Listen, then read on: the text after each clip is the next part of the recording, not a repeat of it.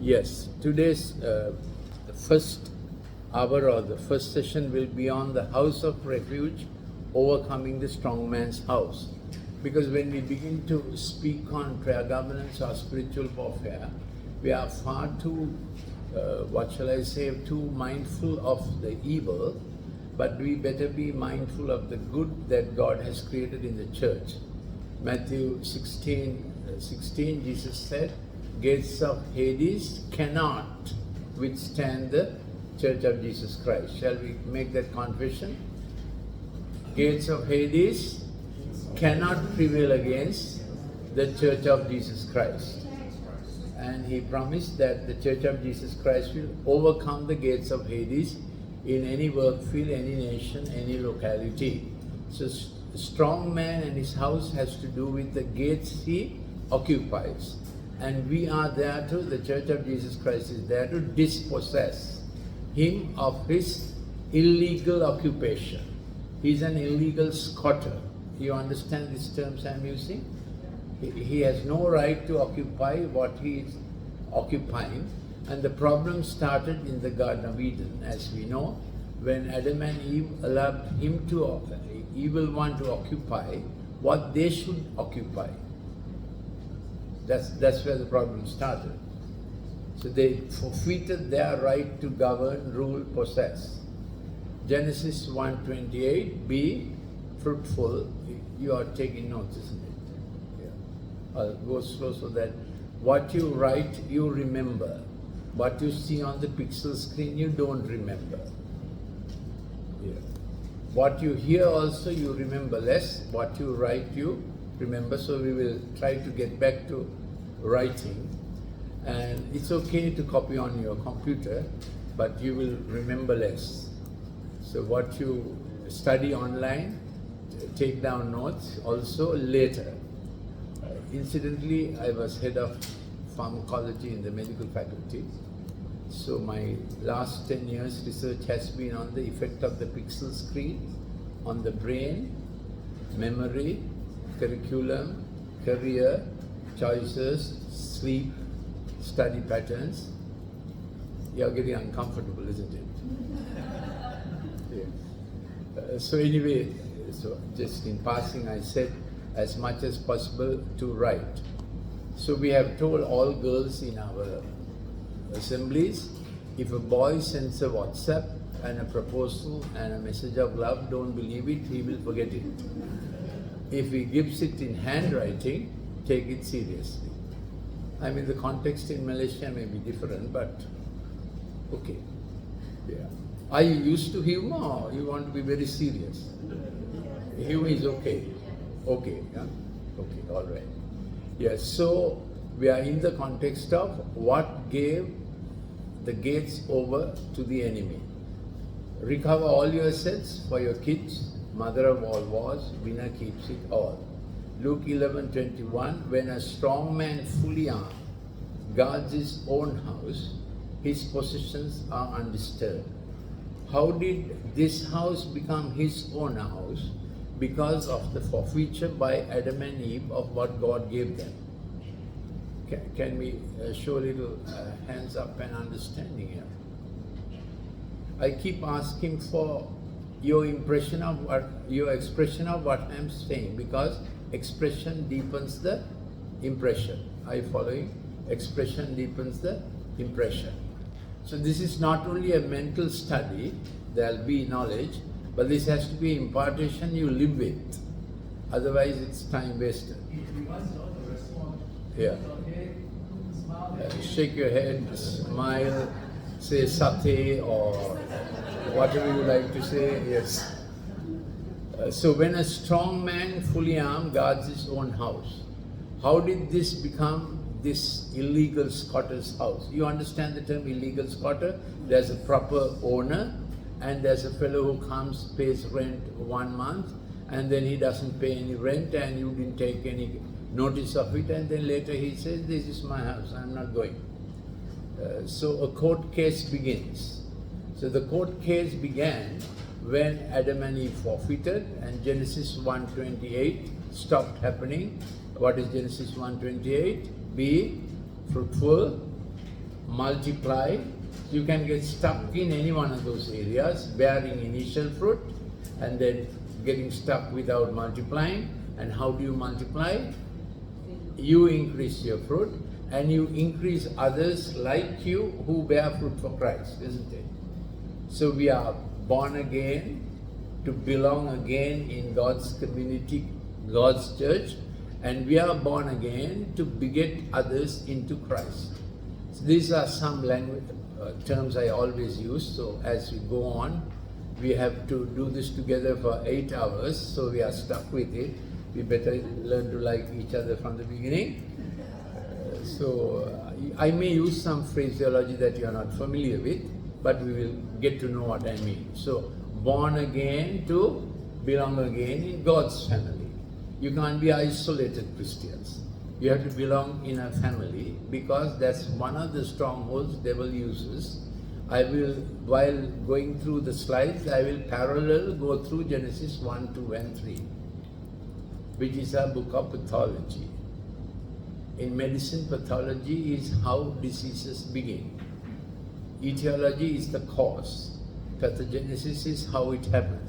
Pathology is once it has happened, what it looks. So to understand the pathology, you have to go to the beginning. Then you have a diagnosis, and that's good enough, isn't it? If you diagnose, it's good enough, isn't it? No, it's not good enough. You have to treat it. Yeah. So that's the way we will go through these hours. God said, Genesis 1:28, be fruitful. Check for yourself. Have you been fruitful in bringing one more person to Christ? That's where we engage the good fight of faith. Fight the good fight of faith. So, thing to do, 1, win and disciple one person in Christ in my oikos, my near household.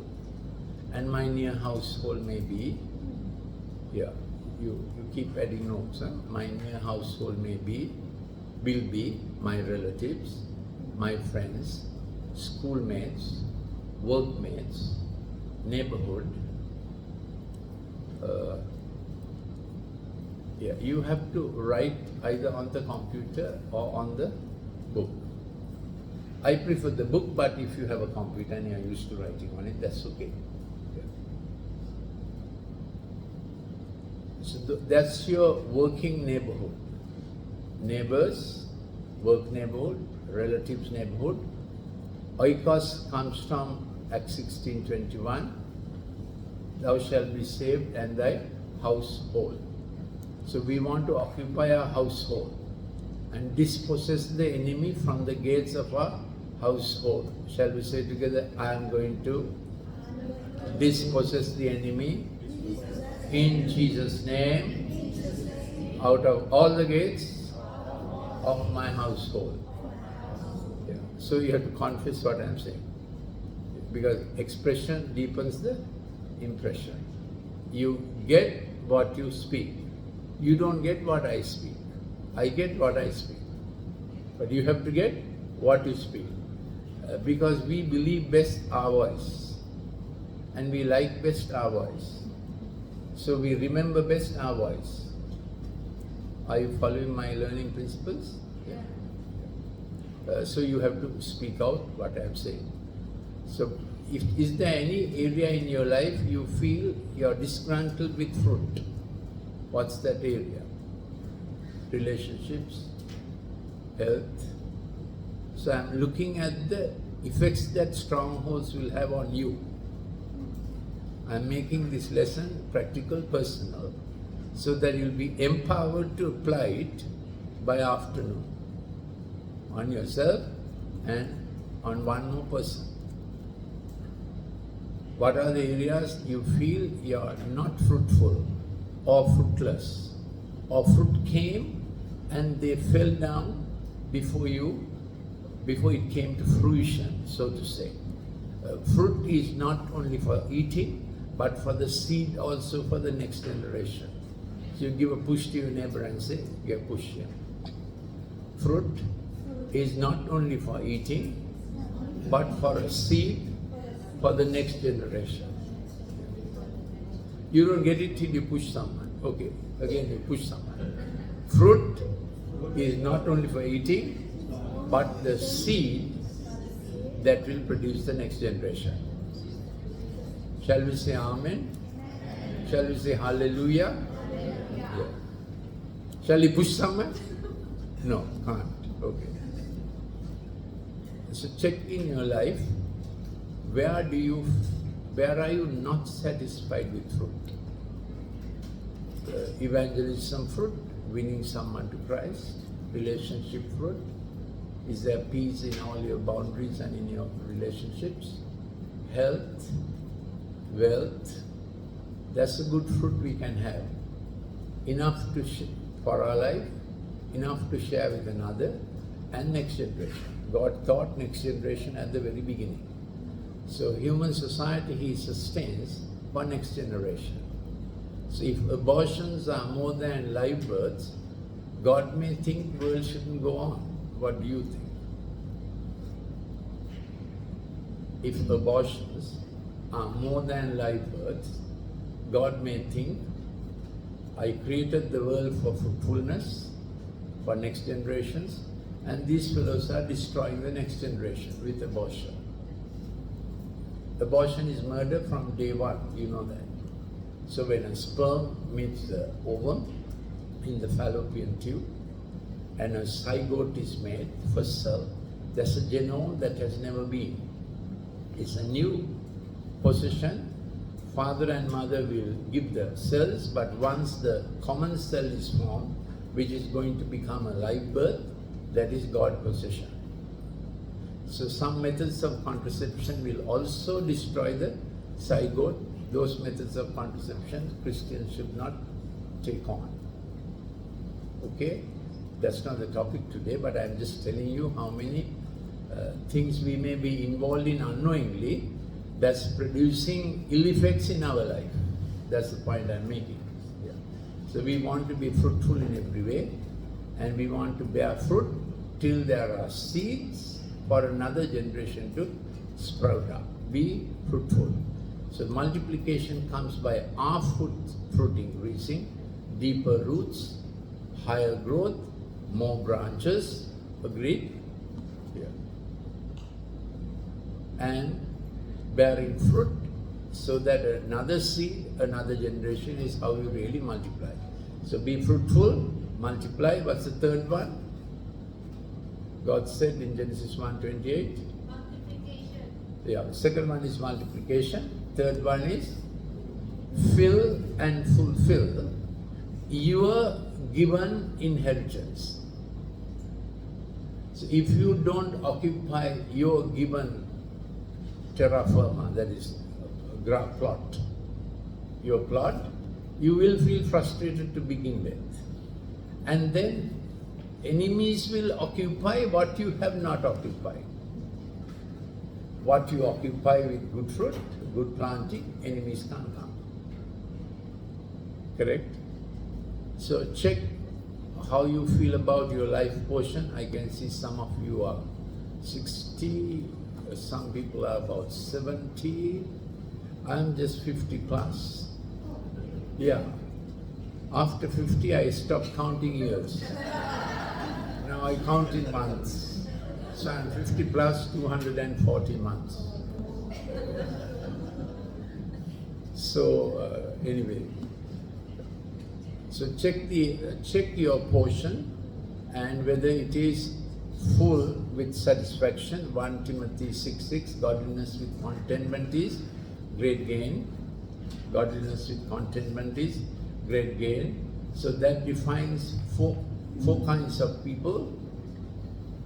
When there are two variables, 2 into 2, 4 possibilities. There must be people who are better at mathematics than me. So what are the 4 possibilities? Ungodly and very content. Those fellows say, I'm going to hell and happy about it.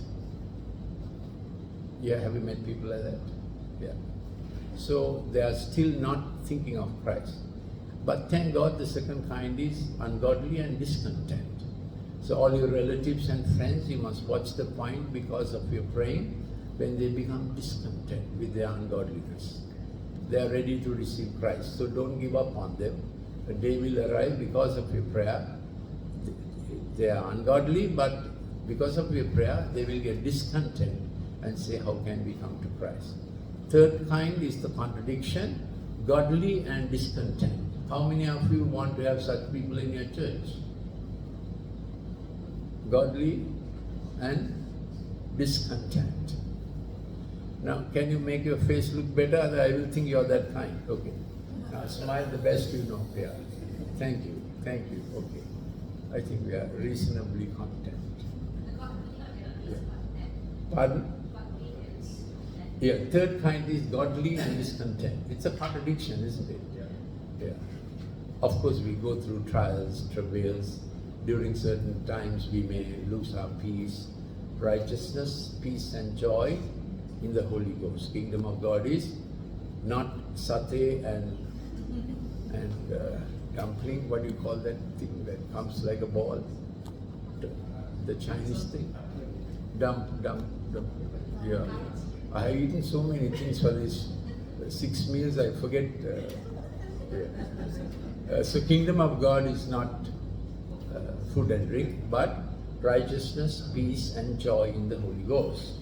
So when you are getting into a problem, first joy goes. Attend on it. Tell someone. When you begin to feel joyless, colorless, before you get angry. Yeah.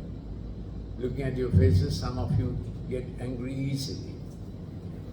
So before you get angry, you lose joy. It's a thermometer for your spirit, isn't it? Joy of the Lord. So when you are losing joy, you are in trouble zone, so you attend on it, get some help. Then you lose your peace. You are trouble, butterflies in the stomach, you are fighting your spouse. Here do husbands fight wives or wives fight husbands? How does it go? Who starts the fight here?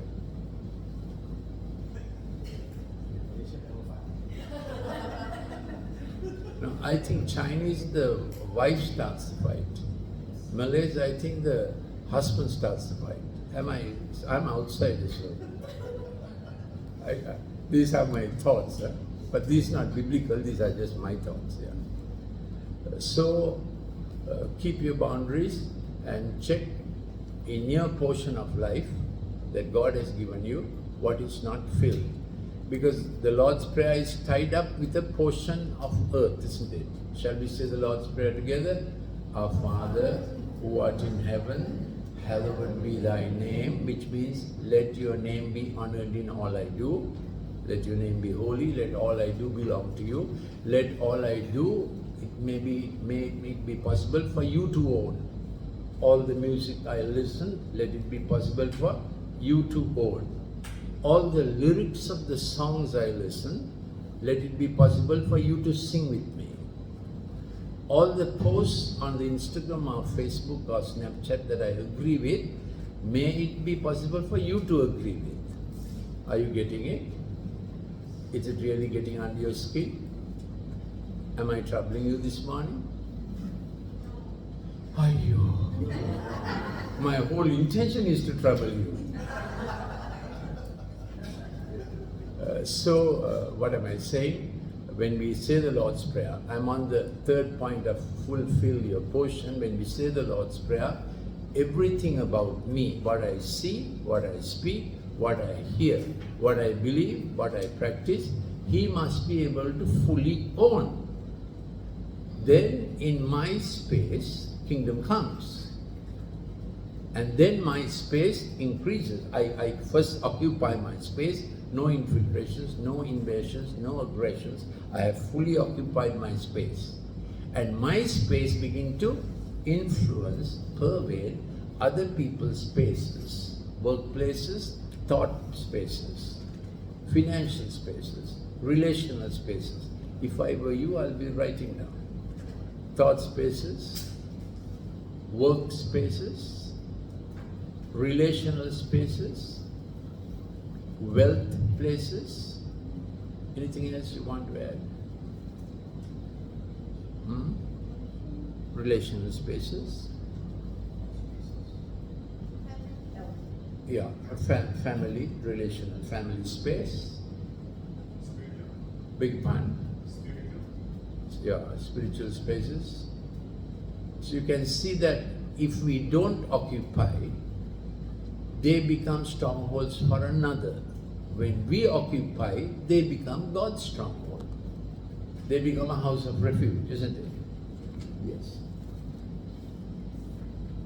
I think this seat is meant for the teacher not to sleep.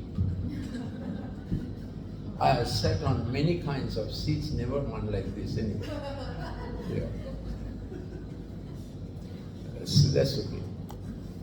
So, the spaces that we have to occupy. Our Father who art in heaven, hallowed be thy name, holy be thy name. Our Father who art in heaven, holy be thy name. May you own all I own. May you own all my words. May you own all I think, all I speak. That's the meaning of holiness. It belongs to Him. Sanctified means He says I can own it. So all my exam results, that He can own it. All my wealth success, He can own it. All my relationships, He can own and bless, isn't it? So He blessed them to be fruitful. The Hebrew word blessing means to have God's crown coming on me, have God's headship coming upon it. So the Hebrew word blessing has the concept of headship coming down from heaven on all what we do. God blessed them to be fruitful, multiply, fill and fulfill your portion on earth, and then steward whatever God brings into your influence sphere. Steward. Yeah. Steward. That's how I interpret the fourth part of Genesis 1:28. Steward. Pardon? Steward is that which comes under your influence, a person, property, material, resources, does its full potential under God. That's steward. You steward it to God's full potential. Let me quote another scripture on this, James 1:17. James 1:17. All generous giving, that's one Greek word, all generous giving, implying all generous receiving, by the Father of light, whom all good things descend. That's an ongoing thing. This is the space, this is the paradigm I live in. Demons have fled off. No principalities and powers can obstruct my life, because the Father of life is streaming down. Every generous giving, I lack nothing. Every generous giving, that it may become a complete gift.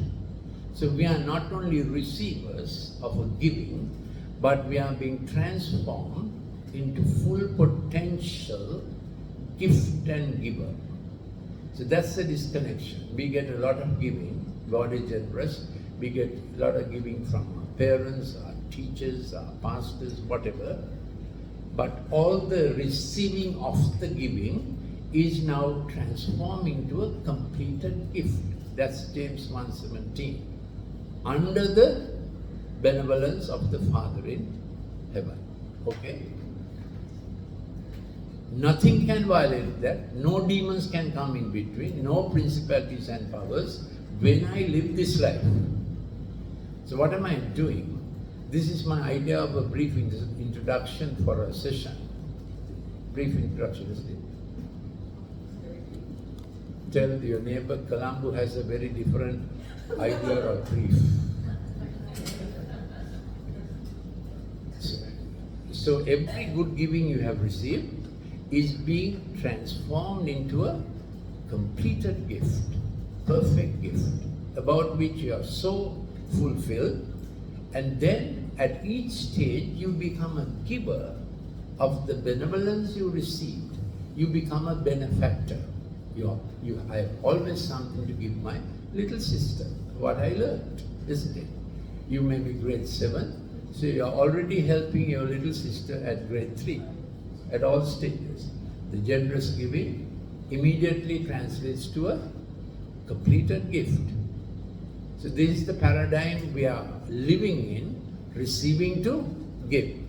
And Jesus said it is more blessed to give than to receive, but of course we have to receive to give.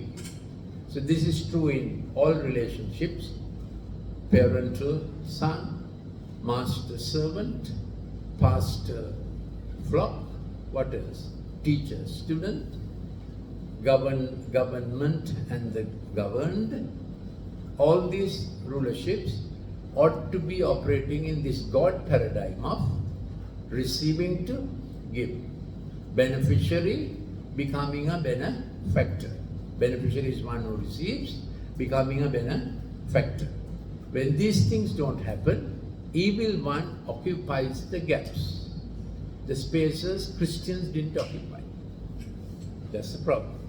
So you start this from, by the age of 8, you are becoming a benefactor in your family, looking after the little sister, looking after the little brother.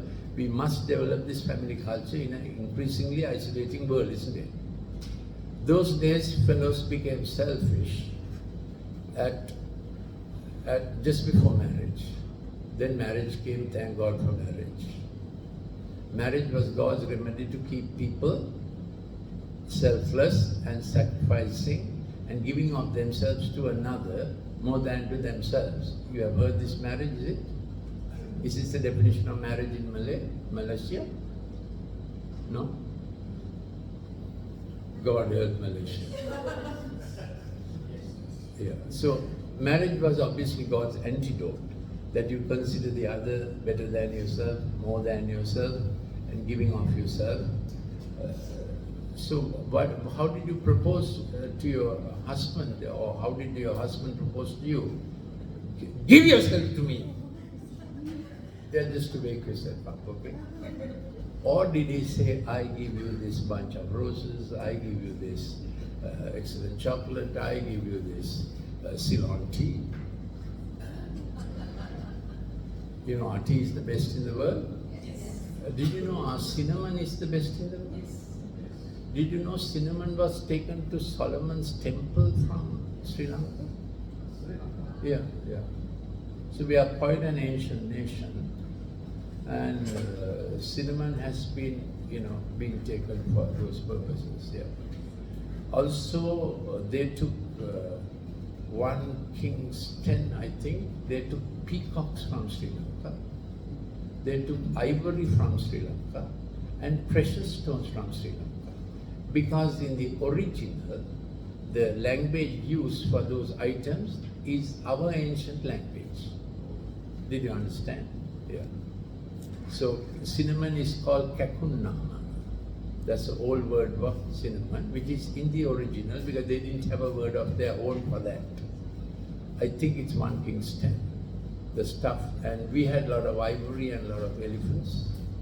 So all this was Solomon's throne, you remember? It had gold and ivory. That ivory came from Sri Lanka. They say Sri Lanka had a gold coast that crashed in an earthquake underground. Yeah. In just after Solomon's time, around about 880 BC. Solomon was 930 BC. So what is first, 830 BC or 930 BC? Sure? Yeah.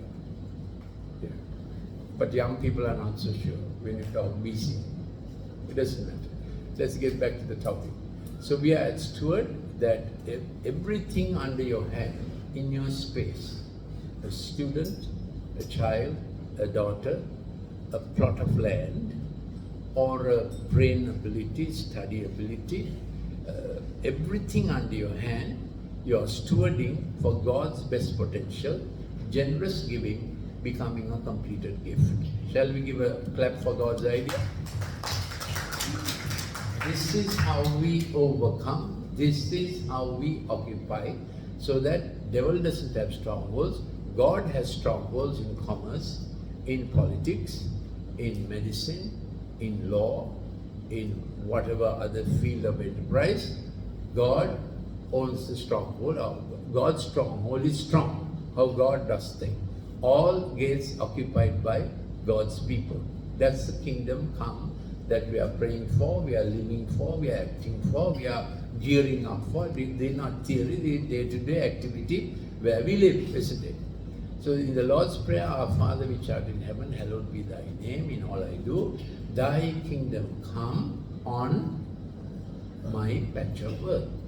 Of course, Jesus said, thy kingdom come on earth, but this must be relevant to each of us. So thy kingdom must come on my patch of earth. Prayer governing my patch, fruitful, multiply, fill, fulfill, steward, is my business. No one else can do that for me. So if every Christian does that in his nation, I think there are enough Christians in every nation to be a redeemed community that will be stronger than the unredeemed community. All nations Christians are in the minority.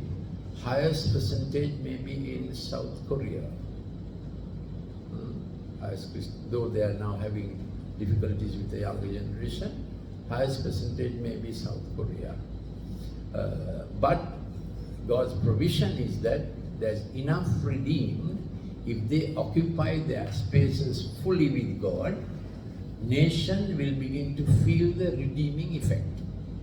So our nation went through that patch between 1923 and 1953. Sri Lanka became the most prosperous nation of not only Asia. We were more prosperous than any nation in Africa. We were more prosperous than any nation in South America. And Europe had a lot of problems after the Second World War. So our rupee was equal to American dollar in 1950. Our rupee has the strength of American dollar. So you can see how strong that was, because there was a church movement, very indigenous one, who completely believed in the Word of God and in the Holy Spirit. They began evangelizing, they began prayer occupying. Their main strength was prayer. Amazing miracles began to happen. They were called the Ceylon Pentecostal Mission. They were into fasting and prayer. It came to Malaysia also. It was the first church,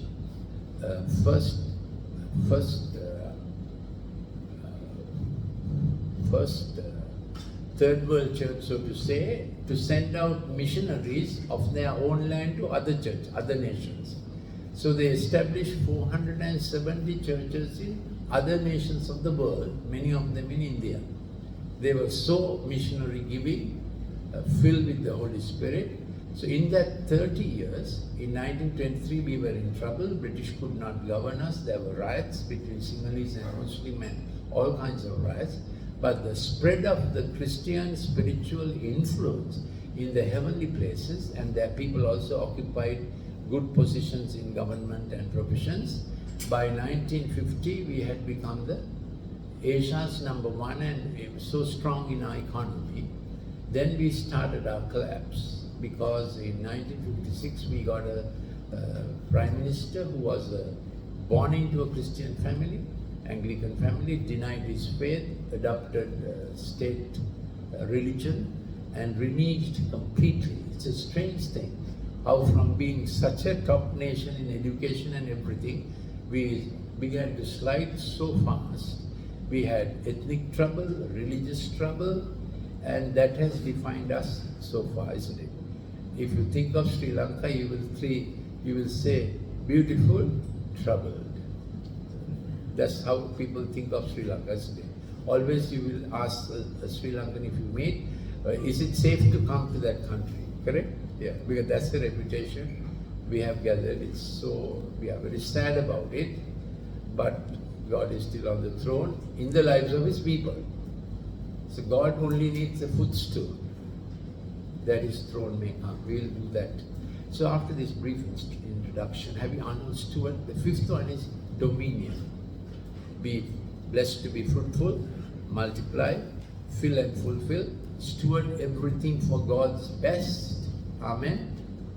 You're getting confidence that you can, what you have in you, Those who come into contact with you, develop them to God's best, because we have received much generous giving.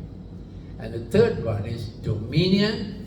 Take authority over everything outside the boundary, that they cannot infiltrate the good you have done. Amen. So that is dominion and authority. Exercising it all the time in prayer, word, commands, the way you live. So battle is not over, but the battle is outside our territory, because we want to take more territory. That's the battle. Christians fighting inside the territory to desperately hold on to what they have was not the picture Christ drew. Gates of Hades cannot prevail. Who's on the march? Church is on the march. Gates of Hades must collapse, give way. And Christians occupy, I said, workplaces, wealth spaces, every space God gives you to occupy. So let's get on to some prophet teaching now. When a strong man fully armed guards his own house, his possessions are undisturbed. So that's how the strong man is living, guarding different houses, political, of the houses I mentioned, political house, economic house, professional house, family house. Some may call them mountains. You remember 7 mountains described by, who was the head of Campus Crusade? Bill Bright. Bill Bright and Loren Cunningham together, I think, gave the paradigm of the 7 mountains. So you can call them 7 mountains or 7 houses, but you know what I mean. They are the spaces we have to occupy and govern. Government and politics, economics and trade, education and professions, entertainment and whatever that goes with it. Sports comes under entertainment or not? Then military, different. You can, the best or always stable ones are government, economics, education professions, family, church, whatever the other 2 are. So this is the house that we want to make it God's house, while the strong man wants to keep the possessions undisturbed. But when someone stronger than he attacks him, say together, that's Christ in me. Christ in me is stronger than him that is outside. What's the scripture? What's the scripture?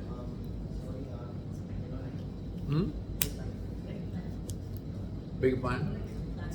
Big time, Satya time. We have just started, we'll finish the scripture. So that's 1 John 4:4. He that is in me is greater than he that is in the world. But when someone stronger than he attacks him, we will later see what that means, methods of attack and so on, overpowers him, he takes away from him all his armor.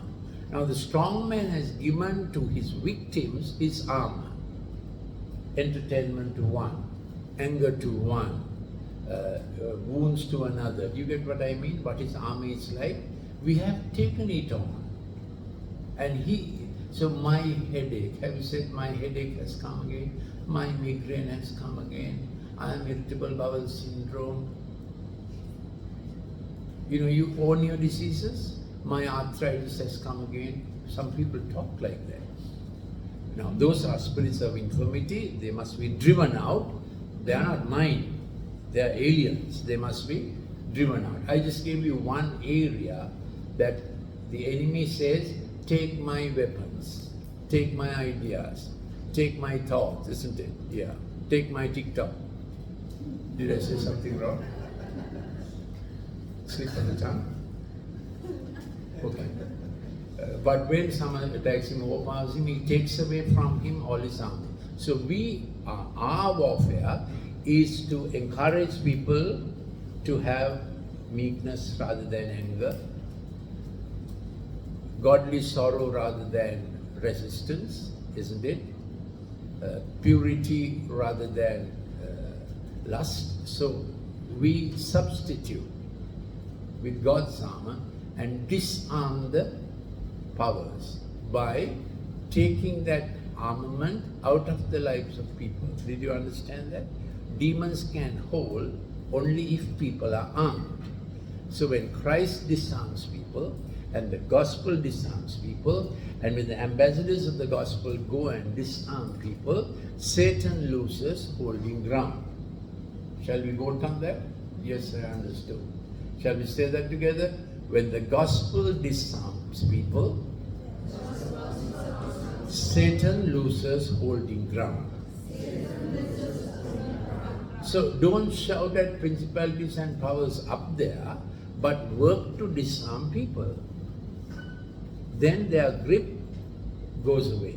They can't hold on to nations, politics, finances, workspaces, because the armament has been taken away by a stronger one, Christ in us, and on which he had relied, and then distribute the plunder, then the riches of the nation, resources of the nation, resources of people that God has given them, we can distribute back for good. Amen? Okay. So this break. Okay. So you breathe in that time, or what do you do? Yeah, whatever. Thank you for being such enthusiastic students. I mean it. Thank you. I mean it. Thank you.